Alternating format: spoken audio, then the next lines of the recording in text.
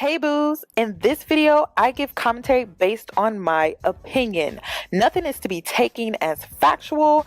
We are just here to have conversation. We don't expose and we don't sip tea on this channel. I'm giving you real talk straight, no chaser. Let's see if you can handle it.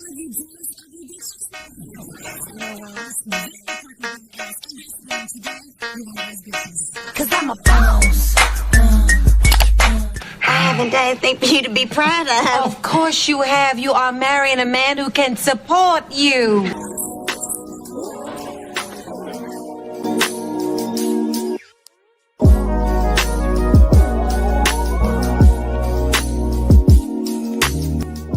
Hi ladies, it's Yoni and I'm back for another video and we are back for part 4. Girl, you will not believe what happens in part 4. You will not believe that she got on the phone and she spoke with the ex-wife, and you will not believe what the ex-wife had to tell her about this man. Girl, if you need to take a mental break, I completely understand, because girl, I'm still over here doing the mental gymnastics trying to wrap my head around everything that this man has lied about. It's insane. And then this is a thing that he does. This is narcissism. We need to call it what it is. Don't get in my comments and say, oh my God, y'all be using that word too much. No, this is the behavior of a true narcissist. We need to call it what it is when it comes to this behavior. This is next level psychotic. We're gonna get into part 4. If you need to take a break, I completely understand, but we're gonna move on to part 4 now.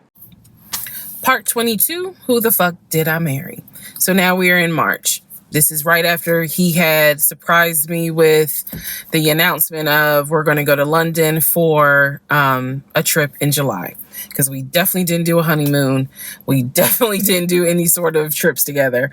So the idea was we're going to do a trip in July together. One thing about Legion was that he was the guy who was like, I have nothing to hide. I don't lie. I don't like liars. If we're in a relationship, then everything should be out in the open. So I've always had his cell phone passcode. Never felt the need to look through his cell phone. And funny enough, I can tell y'all right now, disclaimer, I will never go through a cell phone again. You cheat in peace. So anyway, so one day, this is mid-March, going like around March 20th. So we're heading towards the end of the month. He was in the shower. Keep in mind, my mom is coming for a visit in April. So he was in the shower and he received a text message on his phone from a woman.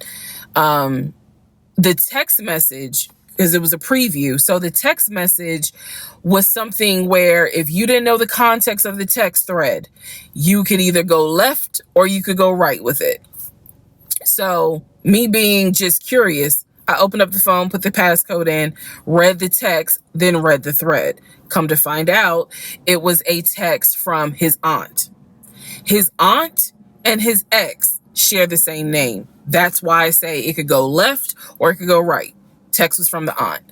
So I looked at the text, went through the thread, nothing in there. So I went ahead, X out of the messages. I see that he has Facebook Messenger downloaded, and obviously it shows you the number of unread messages in the icon. So it showed that he had like 5 unread messages. So I clicked on it, just being nosy. And what do my wondering astigmatism eyes see?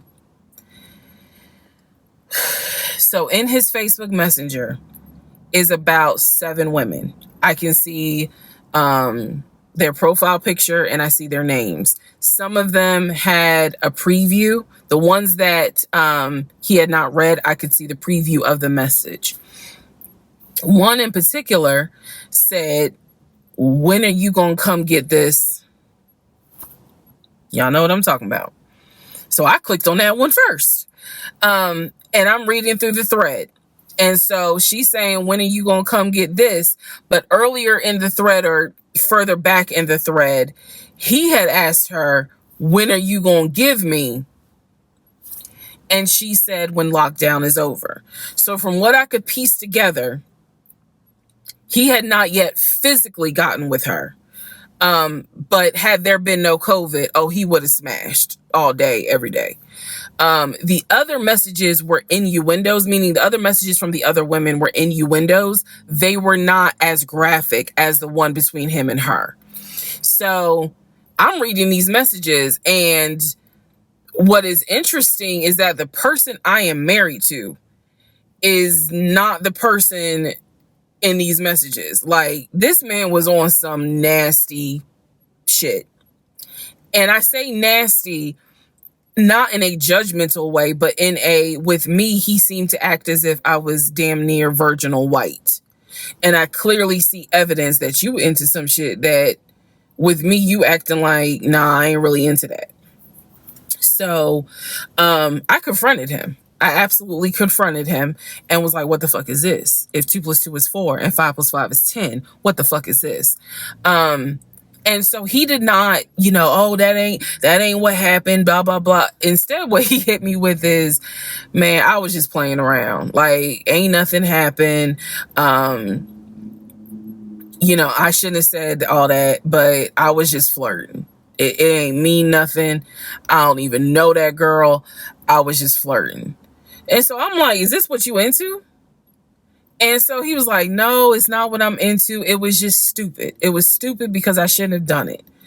So I'm going to be honest with y'all, because I've been honest all this time.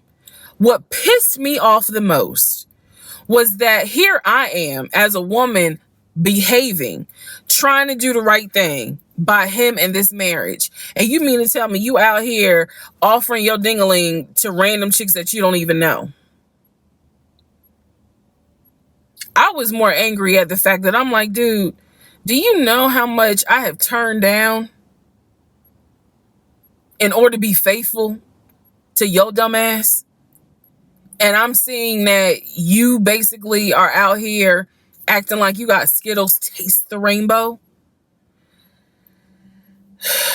I was hurt. I was angry. I thought about getting my lick back. I'm just being honest. I did. And he played it off like it ain't nothing serious. It ain't nothing serious. Don't overreact. Don't get emotional. It was just dumb. He was like, I will delete the messages. I'll even delete Messenger. And I told him, I was like, that's really not good enough, because that's not going to fix the root of the issue. So this is where I introduced that we need to do marriage counseling. He didn't have any issue doing marriage counseling. We did not do premarital counseling. But he was like, that's fine. He was like, I don't have no problem doing marriage counseling because if anything, it can help us. So I thought that, okay, he may not have physically cheated from what I could see on the messenger. He may not have physically cheated, but he damn sure got caught, doing a little something, because they had exchanged pictures. So y'all know what pictures he sent. And I was disappointed because I don't like men that send those type of pictures. But anyway, that's another issue. So we agreed that we would start marriage counseling. We also agreed that we would put on a united front when my mom got there. In other words, we were not going to argue. We, let's just act like everything is fine. But at that point, when my mother arrived in April, I could not stand him. I did not want to be, but we couldn't, he moved back into our bedroom because he had moved into the guest bedroom when I saw the messages. Like 3 days before she came, he moved back into the bedroom because obviously she needed to sleep somewhere.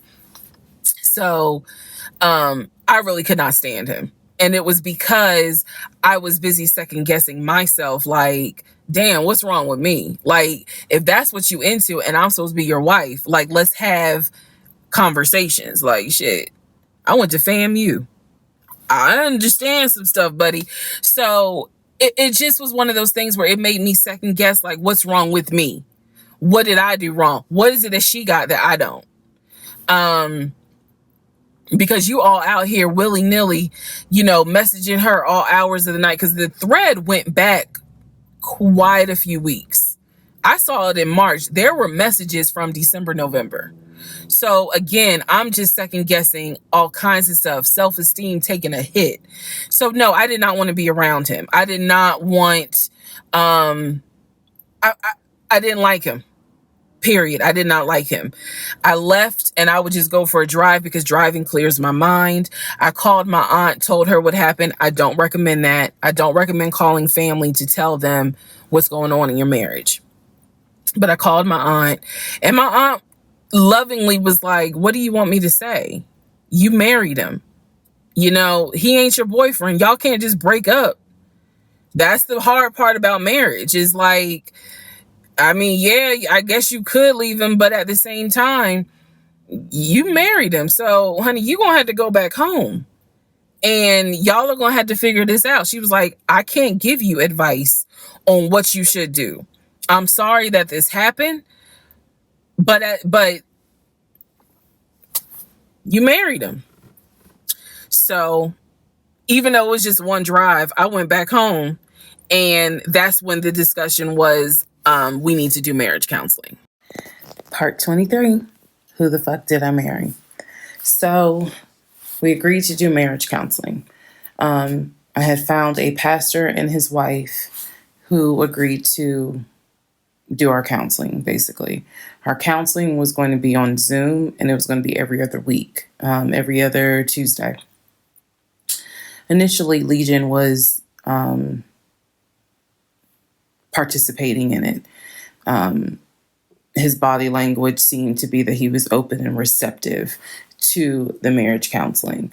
Now, the pastor and his wife were deeply concerned at the fact that we had only been married 3 months, and we were already dealing with some form of infidelity. We were in marriage counseling, and as the pastor would put it, there seems to not be any sort of intimacy. They were concerned. Rightfully so. I think any person would be if they knew what was going on within those 3 months. So the pastor and his wife, it is fair to note, we started counseling with them in the spring. We continued counseling with them up until a week before I found out what I found out, and he got kicked out. So one of the first things that the pastor kind of talked to us about was, what was the deal with the Facebook Messenger stuff? And Legion was like, it was stupid. I shouldn't have done it. It really was just attention, and I got carried away. He felt like he kept saying, I'm not going to keep apologizing. I'm not going to keep getting persecuted.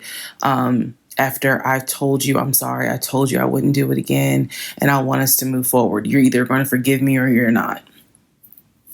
Pastor and his wife were like, wow, the audacity is real on this one. So needless to say, we started moving slowly forward. It was always in the back of my mind, just like it was in the back of my mind with that black Dodge Charger. It was one of those things where, okay, I see how you kind of are moving and operate. He came to me a few days after we started our first counseling session, and he was like, we should get a joint bank account. What he wanted to do was to each one of us have our own account, and to get a joint account for our money to go in there for joint expenses. Now, up until this point, he had been paying the rent, the utilities, and I really was just paying for my stuff. So now he's suggesting, look, we're married now, let's go ahead and get a joint account. I wasn't necessarily against it because I knew that I would still have my own account. I would still have my own savings. So what I countered with was, okay, let's take a look and see what we're working with. Show me your checking. Let's look at each other's accounts. Look at what we have currently. He was cool with that. So he shows me his checking account. His checking account available balance was just over $9,600. Mine was just over $1,500. So there was a huge disparity in the amounts. And so he logged in on the phone and turned it towards me, and I could see available checking, available balance, just over 9,600. I logged into my savings. I showed him how much I had in savings. He picked up his phone, logged into his Chase savings, turned the phone towards me. In the Chase savings, it was roughly about 15,000. But I also knew that he told me he had a U.S. bank savings and he had an offshore savings. So at this point in time, I asked him, show me the U.S. bank savings, show me the other two accounts. He would not do it. This became a huge bone of contention. He would not show me the two accounts that he claims has the most money in there, the accounts that he claims has money for a house in there, because he still was mentioning, hey, we need to get on this house thing if we're going to move when the lease is up. So I'm just adamant on, why don't you want to show me your savings account? You showed me the Chase one, like, what is the big deal? And so he kept saying, he was like, there's a lot of money in there. And he was like, and my uncle always taught me, this is not the uncle that died, another uncle. My uncle always told me, just keep your money tight because women can be, I said, women, like, we're married. So go ahead and show it to me. He would not show it to me. So then we went back into marriage counseling, like the next session, and I bring it up. I said, he will not show me these two accounts that he claims has the money in there to buy a house. I told our pastor and his wife, I said, I saw the pre-approval letter, so I don't understand why he's not going to show me, to just put me at ease that he has the money in there. I had never questioned it before because, again, you tell me who in their right mind signs their name to a legally binding offer, an all cash offer on a house, and they just do it willy-nilly. I don't know anyone that does that.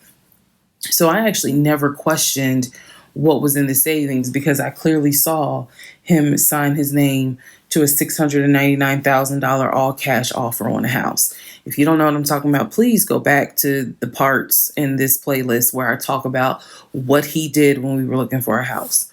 So the pastor and his wife were like, Legion, that's not his name, y'all, that's a nickname. Legion, why would you not show your wife your savings account? Like, what's going on here? And so he made up some bullshit.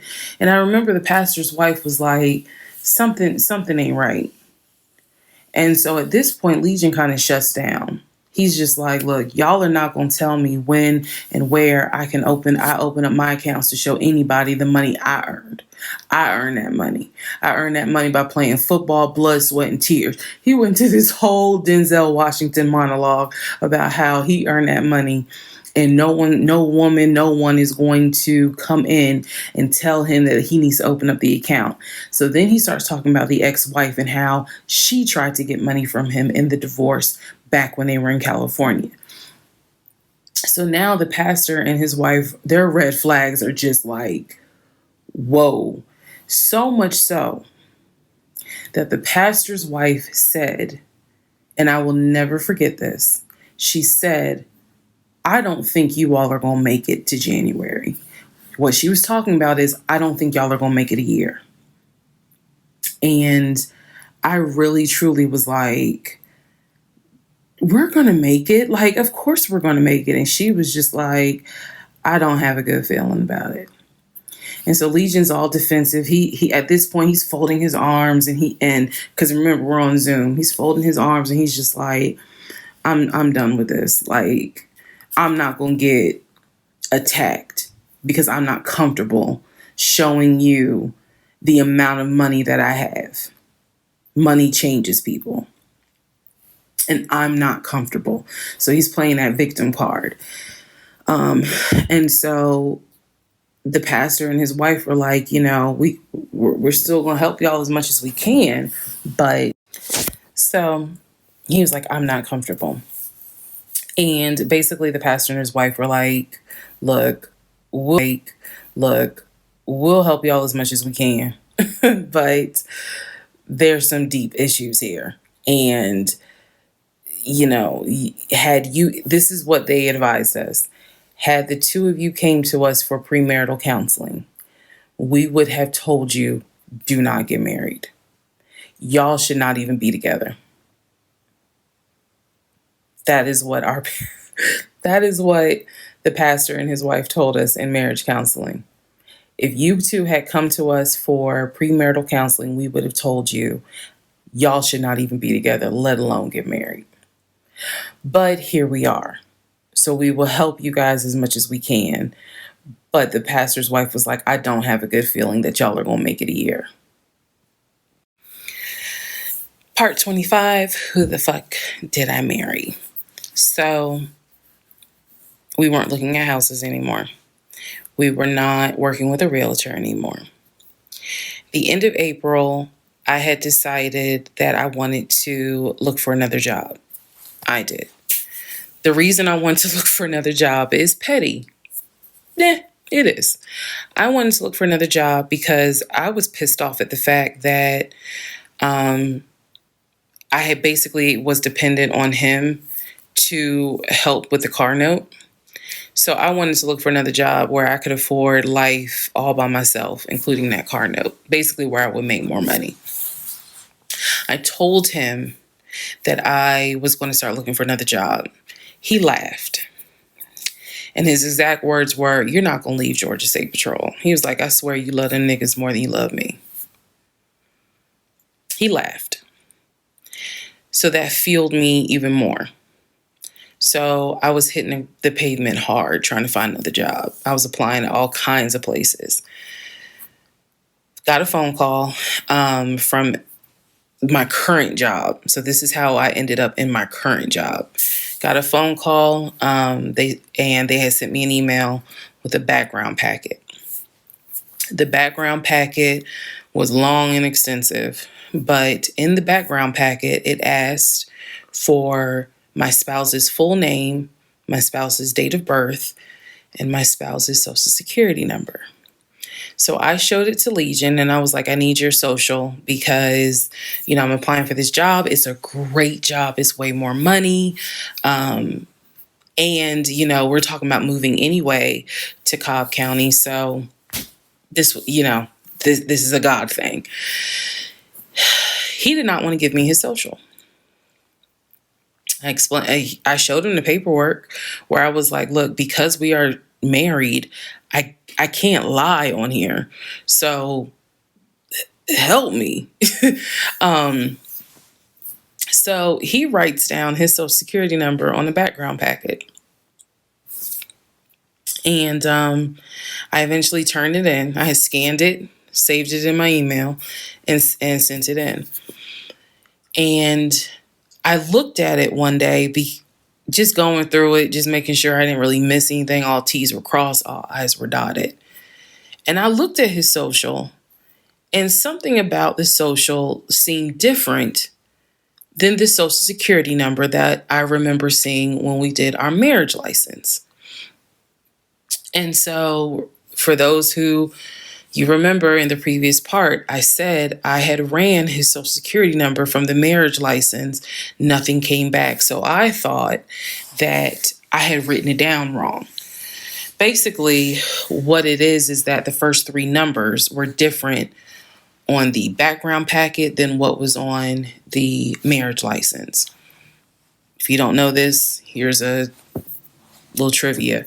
Your social security number, the first three numbers pretty much are dictated by the state you were born in and the state that issued your birth certificate. So he was born in Pennsylvania.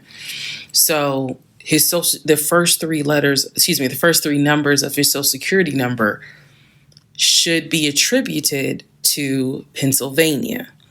Pennsylvania, shit, they probably got like 5-6 different numbers, 3-digit numbers that your social security number can start with. So the social that was on the marriage license, for example, was probably 1, 2, 3.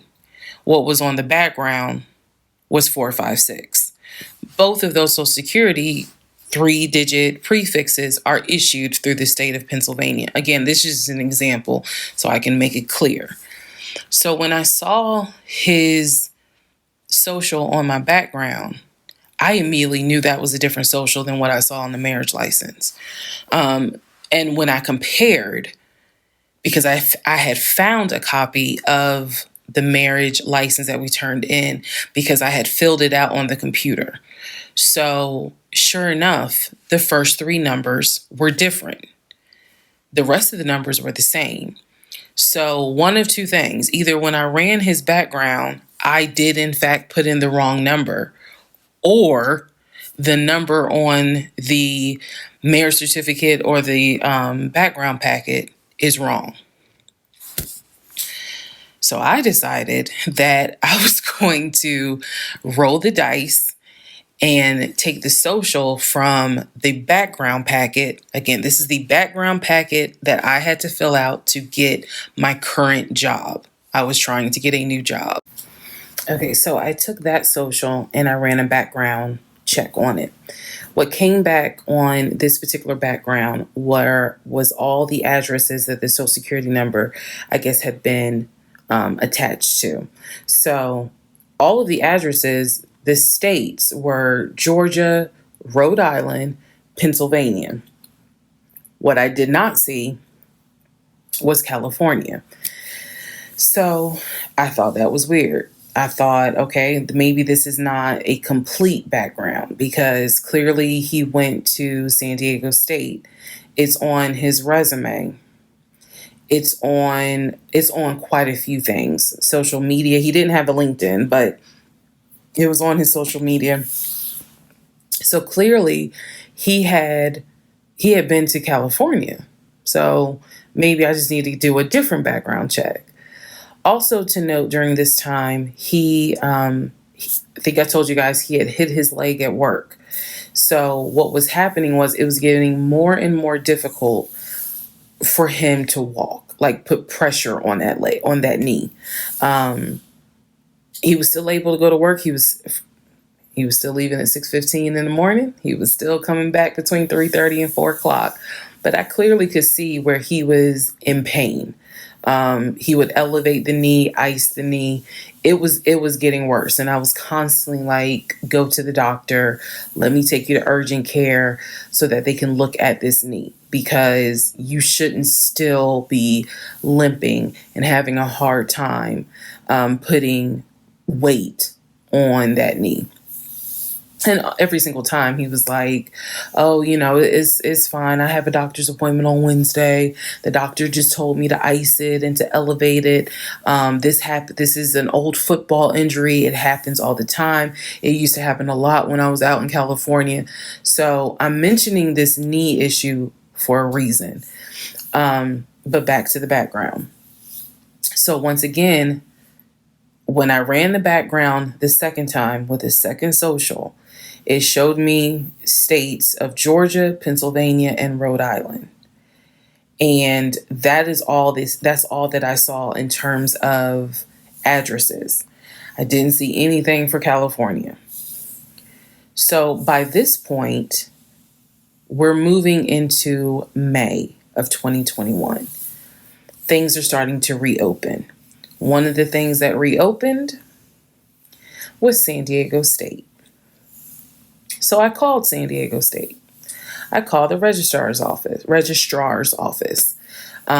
Someone did answer, and there was instructions on how to request a transcript. I was able to try to request it online. You needed the student's name, and I believe you also need their social. And when I typed it in, it said no results found.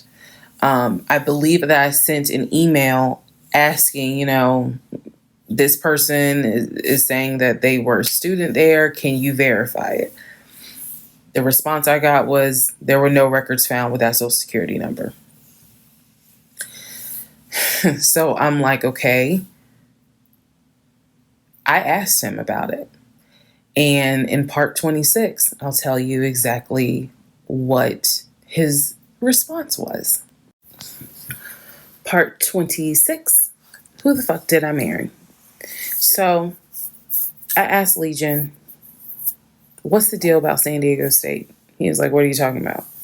And I said, why is there no records of you there? It just came right out and said it. Without missing a beat, this man said, well, I was a private citizen. What the fuck does that mean? And what he said is that when he started at San Diego State, his father paid money so that, okay, it's important I say this with a straight face. His father paid money so that his name and social would not be publicized and he would be considered a private student, a private citizen. He said that he had a card where all he had to do was show the card. He does not have to give his name. He does not have to give any information because he had that card. He said so San Diego State would not have any record of him, but he was in fact a student there. I said, and you claim that you played football. He was like, I did play football. I said, so you're saying that the school did not publish your name anywhere and they were in violation of NCAA rules? And he was like, why are you asking all these questions? And I said, I'm just curious. I'm just curious. You're saying that you were a private citizen, but yet how were you in compliance with NCAA if you were a private citizen and they did not publish your name on any roster? So that was his excuse. He was like, all I can tell you is that I was a private citizen. My dad paid for it. Okay. So now I know that San Diego State has no record of him. Now I know that his social security number, at least the one that's on my background packet, only shows that he lived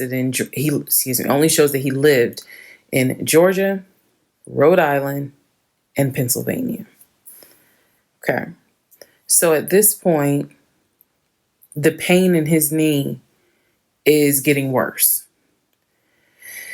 It's getting to the point where when he would come home from work, he would take a shower and immediately get in bed, elevate his knee. He was not even eating the way that he used to eat.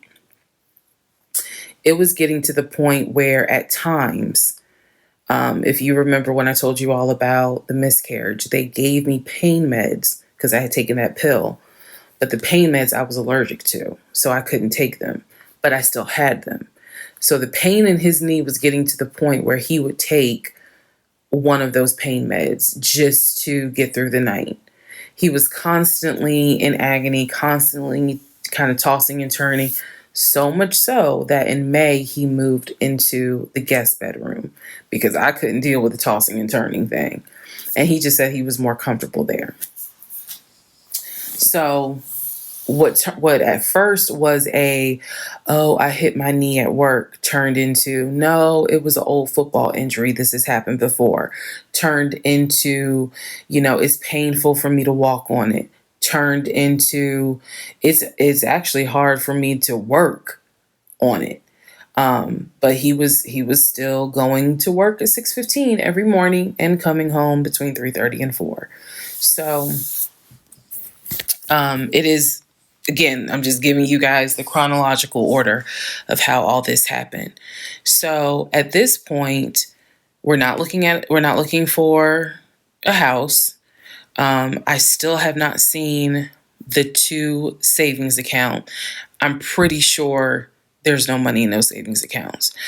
But again, he was going to put in an all cash offer with Amber, the realtor. So I really didn't know what to believe, but I believed what I saw, which is I saw that background is not showing where he went to California. So at one point in May, it was close to mid-May, he calls me from work. He calls me from work, calls me while I'm at work, and tells me that he got a phone call from his stepson. The phone call from his stepson, the stepson was crying and was just absolutely distraught. And I'm at work in my office like, what's going on? And he says to me that the stepson informed him that his stepdaughter passed away, that she died from COVID. The stepson, this is the story. The stepson found her in her apartment because they had not heard from her for a couple of days. And she was unresponsive. He called the ambulance. They pronounced her dead when she got to the hospital.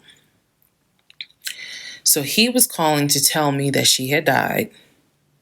And he was also calling to ask me if I would object to him giving his ex-wife $2,000 towards the funeral.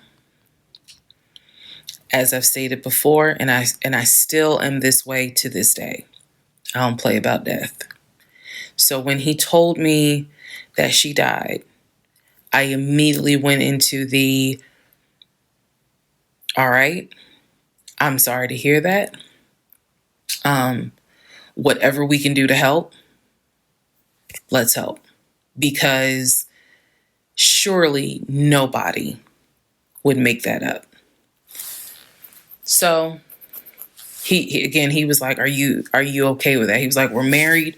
And the agreement was that anything over $500 would be a discussion. So $2,000, definitely. And I said, yeah, that's totally fine. I'm fine with that. He was upset because, again, he was close with the kids. And my heart went out to his ex-wife. It did, because I can't even imagine. I cannot even imagine. So, part 27, who the fuck did I marry? So, here's where we are at, and here's what we can establish. Number one, I ran an initial background check on the Social Security number that was on our marriage license. Nothing came back. I subsequently applied for another job. In that job, I had to fill out a background packet. The background packet asked for my spouse's name, date of birth, and his Social Security number. The Social Security number on the background packet for the new job did not match the Social Security number that he gave me for our marriage license. If you are confused, I believe it's in part 25 or part 26 that I explain that. So we can establish that I then ran a background check on the new Social Security number that was on my background packet. It came back with states that the Social Security number apparently had lived in. Those states were Georgia, Pennsylvania, Rhode Island. Okay. I decided, this is now around May 20th, I decided to do another background check. And I paid to do another background check. This time, I did it with a different company, and not only did it give me the not only did it give me the states, it gave me addresses, and it also gave me names of people who were like associated with Legion and that address. One of those names was his ex-wife. I've always known, he's always told me the name of the ex-wife, but now I see it when I ran his background. I did a search for her on social media. She was not there. So the address that it showed that she was associated with him, because remember, his story is we got married in San Diego, we lived in San Diego, we divorced in San Diego. Men lie, women lie. The U.S. federal government, with your Social Security number, does not. So he's saying he was always in California. His Social Security number never showed that he was in California, according to the background check. It did show that he had lived in Georgia at an address associated with the ex-wife. So tried to find the ex-wife, could not find her on social media. So I looked in the metro counties to protect her identity, this I am going to not divulge a lot on this part. I looked in the metro counties, in the open record courts. So typically, you know, you can look in like Superior Court or Magistrate Court or Probate Court. So I looked in open records for the different counties, metro Atlanta counties. Let me be clear, metro Atlanta counties. And I looked under her name. And I found where they had filed for divorce in a metro Atlanta county. So when he said that he filed for divorce in San Diego and that he was married in San Diego, I was able to find, no, according to the state of Georgia, you were married here. You were divorced here. So I looked under her name, found a record for divorce, and it did show his name. So now I clearly see on my computer that there is a metro Atlanta County Court that has a divorce record in the state of Georgia between him and his ex-wife. So I did what any rational person would do, because this is still kind of COVID time. Well, not really. It had nothing to do with COVID. Let me take that back. Because of the parameters of the court, you can only do the open records request in person. I did what anybody would do. I told my boss I had to go. I grabbed my purse, grabbed my keys, and I drove to the court to do the open records request in person. The open records request was for the divorce documents. Go back in the story, in the series, and remember I did a background on the ex-wife. I told you all exactly what was told to me. He met her in California. He married her in California. He divorced her in California because she cheated on him. He filed for divorce. She tried to get spousal support. It was going to be a little ugly. He was helping her with the kids. That was the story that was told to me. So went to the court, filled out the paperwork, got the open records request for the divorce decree, for the divorce records. First thing I see, he didn't file, she did. Second thing I see, they didn't make it more than 6 months. I see the date of marriage. I see the date of dissolution, 6 months. Third thing I see, he was served in Metro Atlanta, which means that at the time of the divorce, he was living in Metro Atlanta. California was never mentioned. Fourth thing I see, he filed what is called a pauper affidavit. If you don't know what that is, I'm going to do my best to explain it real quick. Basically, he filed an affidavit with the court saying that he is so poor, he could not afford the fees to pay for a divorce. He couldn't afford a filing fee. He couldn't afford a service fee. That is what a pauper affidavit is for. All of this is in the divorce documents. She had filed. She said it was irreconcilable differences. She was not requesting any money whatsoever. And both of them had signed a pauper affidavit. He was served in Georgia at his previous employment. According to the divorce documents, he was served at like a grocery store. That is what was listed as his employer. And it had a date of when he was served. So I see all of this in one day. I also see where on the divorce documents, she listed her name, her address, and her phone number. So I did what any rational person would do. I wrote down the phone number. There was a 50-50 chance that the number was already disconnected. She could be like me. I'm one of those people. Honey, you can sneeze at a 27-degree angle. I will change my number so quick, you ain't even know what hit you. You can talk to me at 5 o'clock, and at 5:05, my number has been changed. So she could have been like me, and the number is not even active. Or she could be like some people I know who have kept their number since kindergarten. Either way, I wrote the number down. I left the court, and I immediately went back to work. And the same friend who helped me when I had my miscarriage, I told her, I was like, I got this phone number. This is the ex-wife.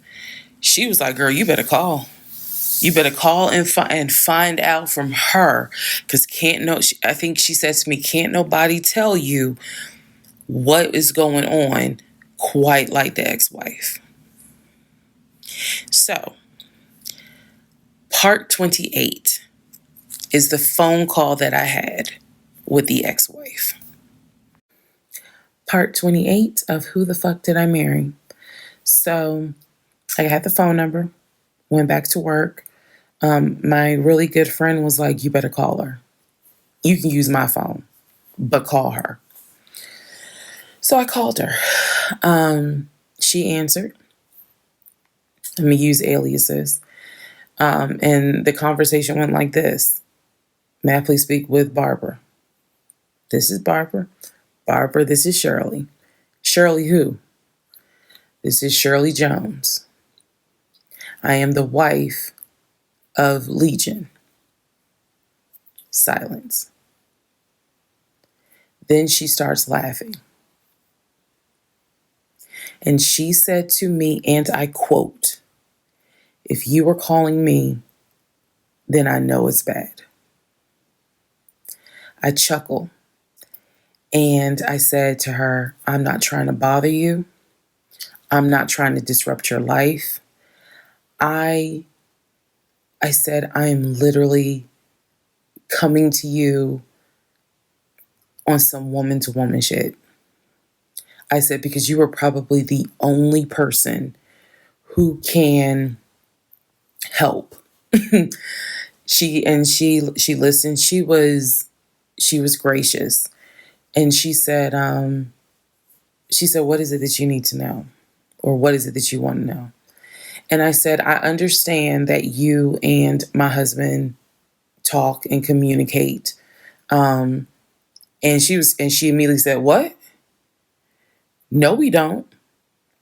And I said, okay. She said, one thing you need to know about Legion. She said, whatever he tells you, it is a lie. And she said, let's go back to part 1. I told you guys that when he introduced himself, or when we met, we actually had matched on 2 different sites. And he was under 2 different names. One was like the actual birth name. The other one was a nickname variation of that name. That's the name I know him by. So for example, if his name was Matthew, he had a profile under Matthew, and then he had a profile under Matt. I would have known him as Matt. So she said to me, she was like, I don't even know who Matt is. She was like, that's not even his name. And so I knew what his actual government name, and she was like, no one calls him Matt. She was like, that must be his new personality. Or she was cracking a joke, but she was like, anything he tells you, you need to know is a lie. So I just asked her, I said, what was your experience? I said, because I can tell you the story he told me. And she stopped me right there. She said, whatever he told you was a lie. She said, let me guess. He told you I cheated on him. Let me guess. He told you that I wanted money from him. And I said, yeah. And she said, yeah, that's a complete lie. So we had a conversation where she told me how they met. They didn't meet online or anything. I said, well, were you guys ever in California? She said, no. She's like, she was like, that man ain't never been past the East Coast. So I said, okay. So you guys have always been in Georgia? And she said, yeah. She's like, we got married in Georgia and we got divorced in Georgia. And that's when she asked me, how did you even get my number? She said, because I want nothing to do with him. So how did you get my number? I said, I'm going to tell you the truth. It ain't going to make me look good. I told her, I said, this is what happened. And this is what led to me doing research. And this is how I got your number. And she laughed. She was like, wow. She was like, normally I would be freaked out. She said, but under the circumstances, she was like, wow, okay. She said, yeah, if you're calling me, then it must have gotten pretty bad. She said, so what did he promise you?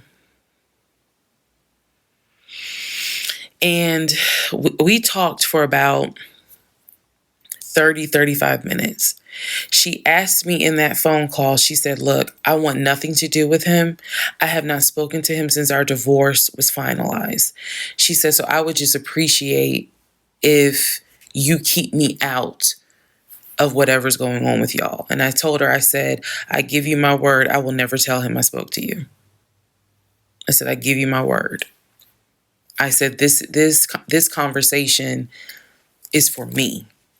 It is not for me to use in any sort of legal litigation, nothing. This is for me.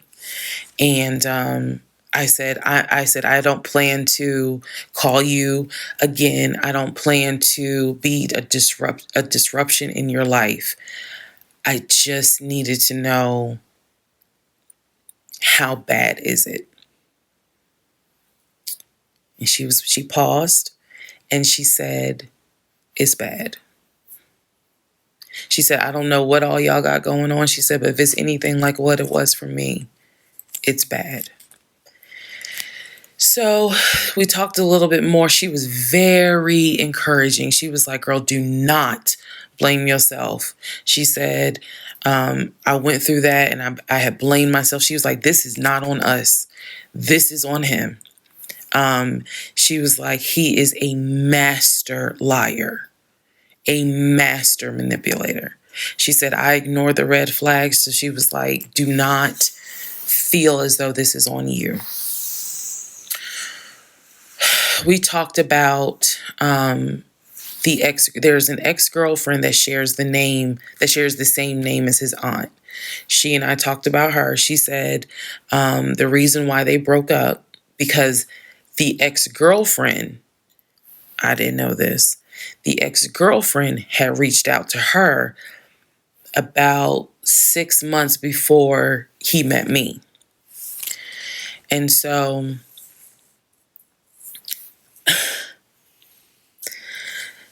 the ex-girlfriend lived in Douglasville. On Legion's driver's license, he had a Georgia driver's license with the Douglasville address. What he told me was that it was the address that his sister, because remember I told y'all his sister Shantae lives in Douglasville. She's a nurse, married with 2 kids. So he told me that the address on his license, it was his driver's license, was to Shantae's house. The ex-wife is telling me, no, that's the address for the ex-girlfriend. He had moved in with her and he created this whole narrative with her. She found out that he was lying and she kicked him out. And so I guess after she kicked him out, she then reached out to the ex-wife, kind of the way I did for confirmation. And so the ex-wife was just telling me, whatever that man has told you, it is a lie. She said, I got out before it got too bad. She said, because once I knew he was lying, I was out. She was like, because he's never going to change. And so, again, conversation went on. And so finally, we were getting ready to get off the phone. And before we got off the phone, I said to her, I said, if everything is a lie, I said, I have one question for you. And she said, sure. I said, how is your daughter?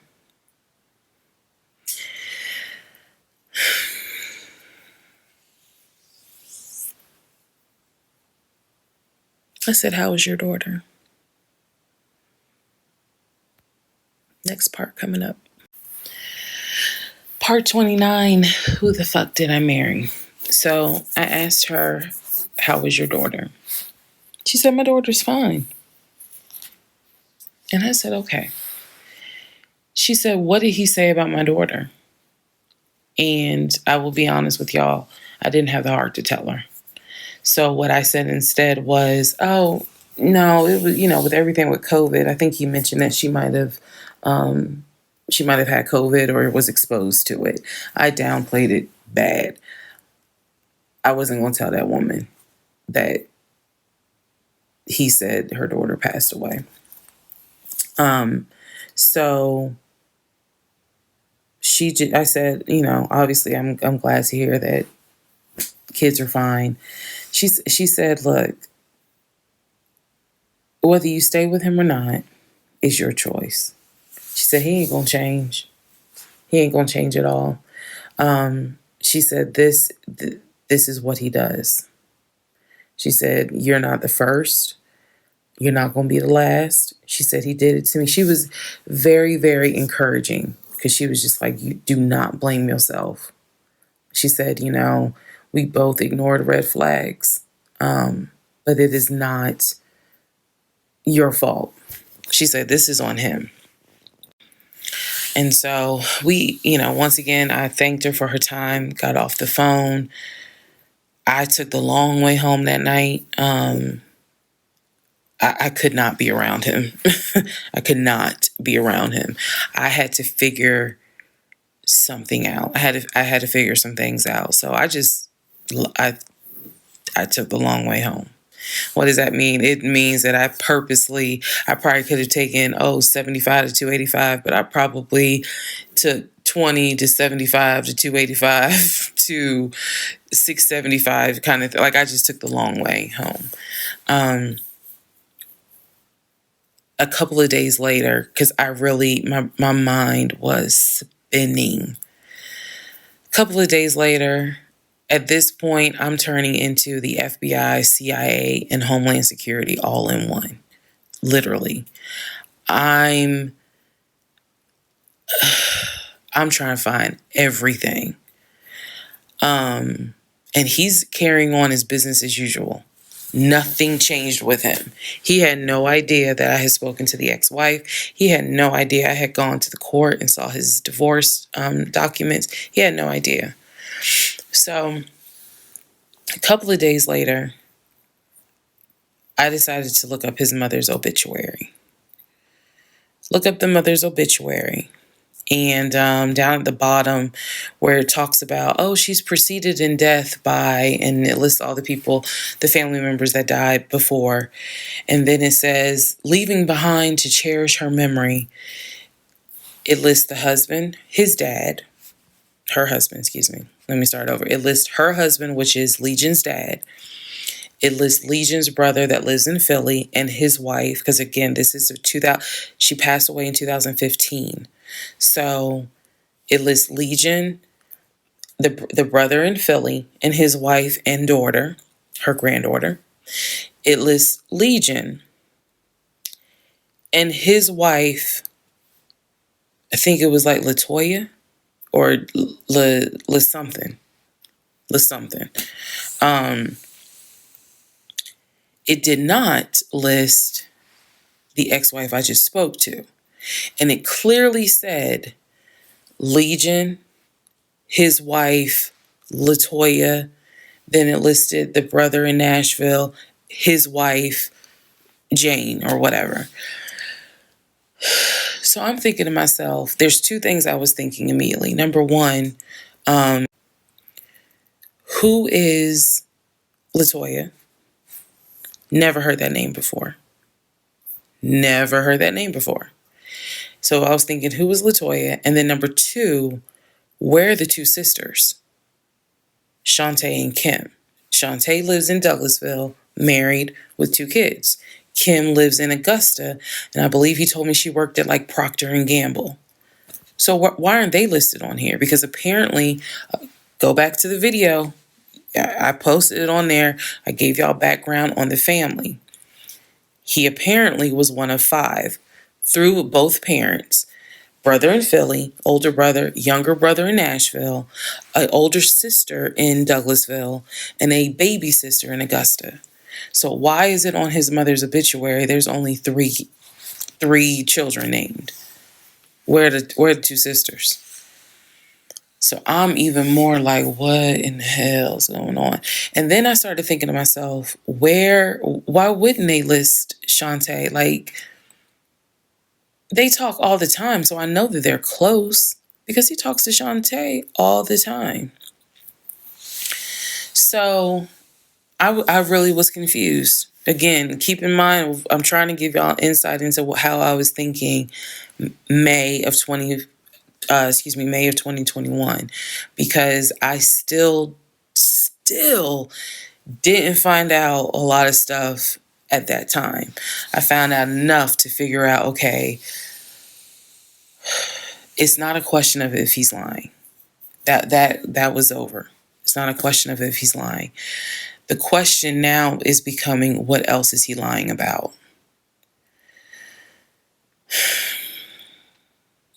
So we had the phone call with the ex-wife. Now I see an obituary that apparently there's another wife. I know on our marriage certificate, it only states he had one previous marriage. I had 0, he had 1. So this is how I'm thinking in my head, which is, okay, what am I missing here?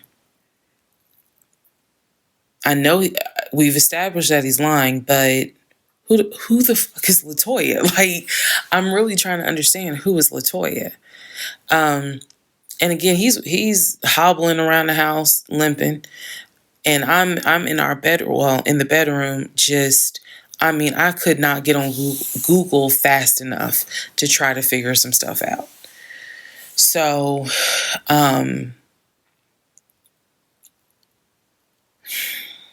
see the mom's obituary, study it, and at this point, I'm now trying to figure out, okay, what's the game plan? What is the game plan? And that's where we are about to get into the next part.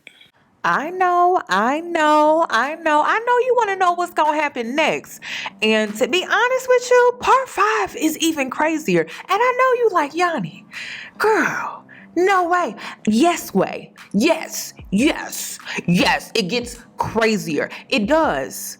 It really does. So we're going to get into part 5. Please give this video a thumbs up. And I hope to see you in part 5. Also, comment down below your thoughts and your opinions so far when it comes to the story. And I hope to see you in my next one.